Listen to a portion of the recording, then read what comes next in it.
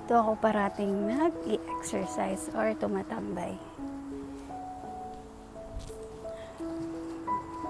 Vision Canal.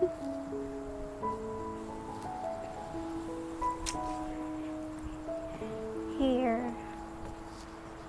Yung mga tortoise dyan. I mean, turtle na maliliit. Ano ba tawag doon?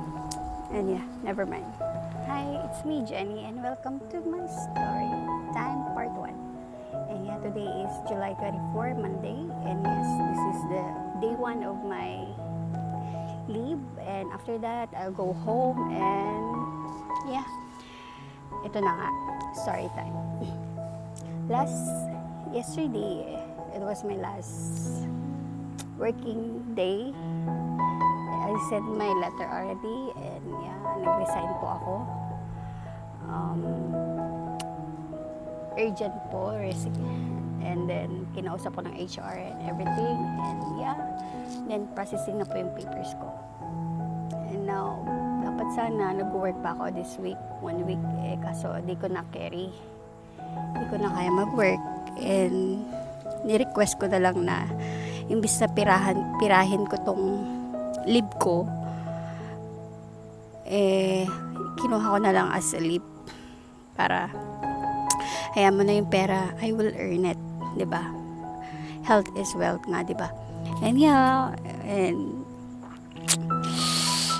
wala akong mapuntahan. Inaantay ko kasi yung sahod ko.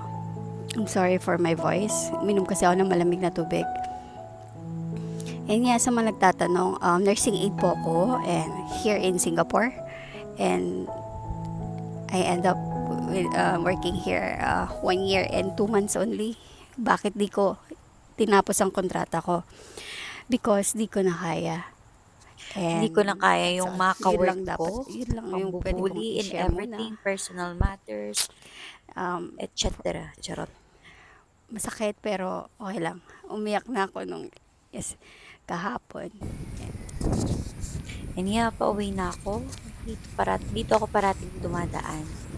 Kasi ang ganda-ganda ng view. Tignan mo naman. O, diba? Yung mga buildings dito.